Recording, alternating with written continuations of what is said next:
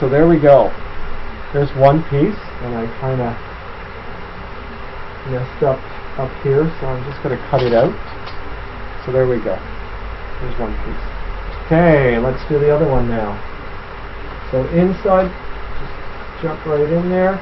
Now I keep the pieces kind of small when I'm cutting out, so I can turn the foam, especially cutting circles or curves.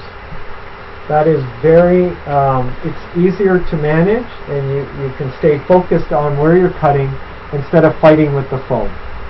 Please, do not fight with the foam. If you're fighting with the foam, then you're doing something wrong, and you need to stop and figure out what you're doing wrong. Because the foam, at the end of the day, is going to win. You will not win.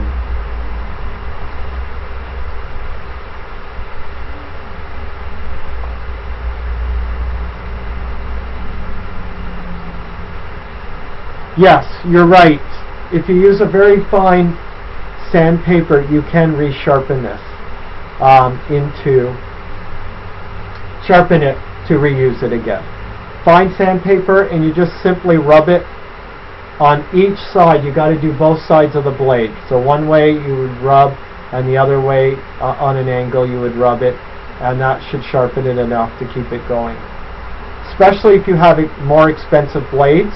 The cheap dollar store blades, you cannot do that with. They just don't seem to sharpen as well, at least from my experience. Okay. So there we go. We've now demonstrated cutting with a blade. We've talked about, you know, a basic idea of cutting out a pattern and figuring out the basic shape of your puppet so that you can get that basic shape. Now, if I was going to do a round puppet as one idea, you can make up round puppets by cutting out nice and even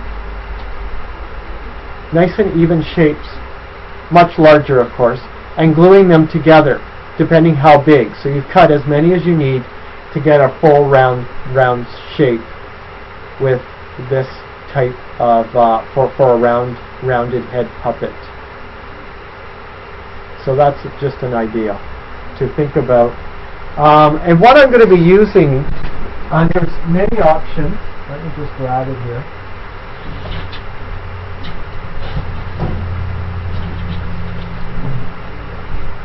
What I will be using for my demonstration is the Y20 foam.